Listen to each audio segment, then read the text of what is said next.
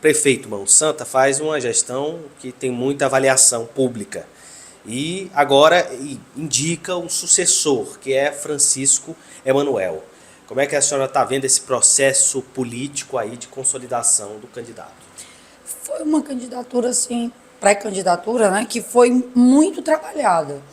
Todo mundo da base conversou muito. Nós tínhamos grandes nomes, inclusive amigos médicos, pessoas da própria gestão, e se entrou num consenso que seria o novo Francisco. Já tinha uns sinais, né? O próprio prefeito já tinha dado que ele era o sol poente e que viria o sol nascente. E aqui já era algo que a gente, alguns mais próximos, já estavam entendendo que seria o novo Francisco. Por que da escolha do engenheiro Francisco Emanuel pelo grupo da atual gestão do prefeito Mão Santa para a sucessão? Porque é um nome que vem trabalhando junto com o prefeito Mão Santa e com toda a equipe desde o início e à frente de grandes programas. Por exemplo, Parnaíba Trafegável foi o maior programa que Parnaíba teve. Nós já estamos na 8ª edição esse ano. Quer dizer, não é uma coisa isolada, são 8 anos de programa, de que nunca teve na história de Parnaíba a quantidade de ruas asfaltadas, a quantidade de ruas com pavimentação poliédricas e vicinais em um só governo. Então, ele era o coordenador desse programa. Na época, eu era secretária, depois ele me sucedeu como secretário. É jovem, é uma pessoa que busca muito saber. Nesse período todo que ele esteve, ele sempre procurou se preparar cada vez mais. É aquele jovem incansável que vai atrás de uma pós-graduação toda hora, mas também é ligado no que está acontecendo com o mundo. Então, ele vinha, era inquieto na questão de procurar. Sim, isso aqui nós vamos fazer com que recurso? Como é que nós vamos buscar esse recurso? O prefeito quer. Então, ele sonhava junto e também buscava as soluções e estava ali no operacional. Então, foi um jovem que fez parte da reconstrução da cidade e da construção.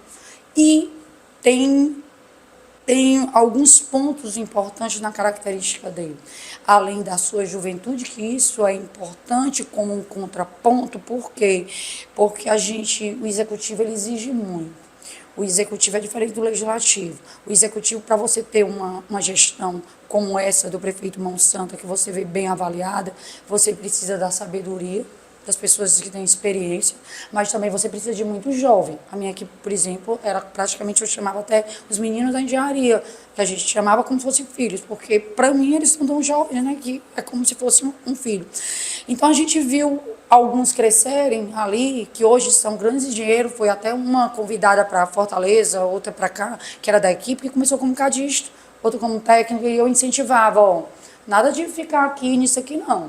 É trabalhar, trabalhar, trabalhar, mas você vai pegar o que você está ganhando e você vai investir num curso de engenharia. Você não gosta? Então você vai pegar aqui daqui e você já vai para coisa maior. Então a gente sempre incentivou muito eles nessas buscas e era uma secretaria que a gente trabalhou de domingo a domingo.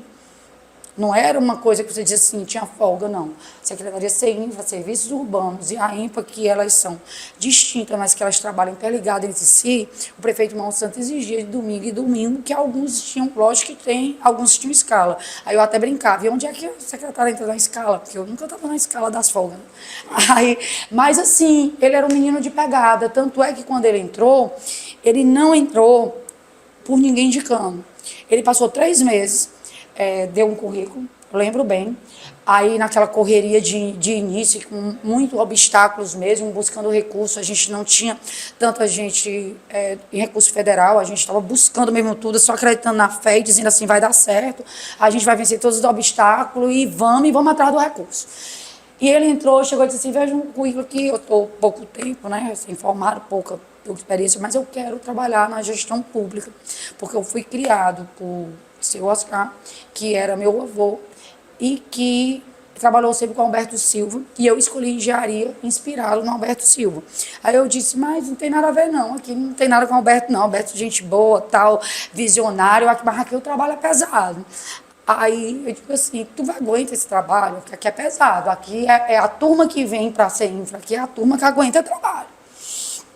Aí ele disse assim, me deixe. e ficou em teste como se fosse uma espécie de estagiário, sem ser remunerado, voluntário, né, diria até voluntário, 3 meses, de domingo a domingo. Chegou até que eu esqueci que ele era voluntário, que eu achava que estava até contratado.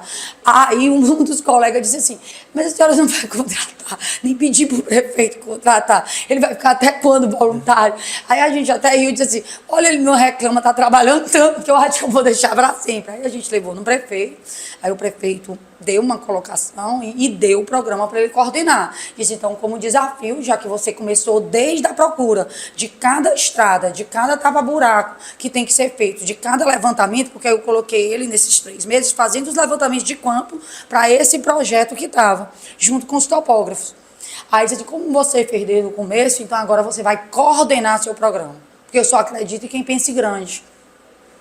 Lembro bem que o prefeito disse isso. Agora você está pronto para servir, porque aqui eu não quero na minha equipe quem veio para se servir, eu quero quem vem para servir. Porque minha missão é reconstruir Parnaíba, entregar, ele até, o prefeito disse que minha missão é igual a que o Alferraz dizia que a missão dele era cuidar de Teresina. E eu hoje entendo por que eu voltei para ser prefeito de Parnaíba. A minha missão é parecida com a de Alferraz, como do era para até cuidar de Teresina, que ele me dizia. Isso ficou na minha cabeça, a minha missão é reconstruir minha cidade e devolver a autoestima para o nosso povo. E ele teve sempre essa pegada, se dar com toda a equipe, a gente diria não, tem aresta, foi assim uma decisão, não existe unanimidade, que toda unanimidade é burra, mas assim, foi uma decisão que a gente diria tão bem aceita, que até pré-candidatos, né, que vocês perguntavam muito, Gil Borges, Gustavo, outro, todos eles votaram em ser o candidato, escolheram ser o novo Francisco. Então, assim, o grupo está muito feliz, por quê? Porque o grupo está se sentindo que o trabalho não vai só continuar com o Francisco Emanuel, ele vai ter todo o amparo, tanto da sabedoria do prefeito Mão Santa, porque a gente tem que aprender que ser jovem tem o lado bom. Você tem a pegada da tecnologia nova, você aprendeu muita coisa do seu tempo e você tem muita energia. Mas você tem que se lembrar que a sabedoria dos que já tiveram muita experiência é o contraponto que você tem que estar ouvindo, que tolo é aquele que despreza, né? A sabedoria daqueles que são mais velhos e que viveram.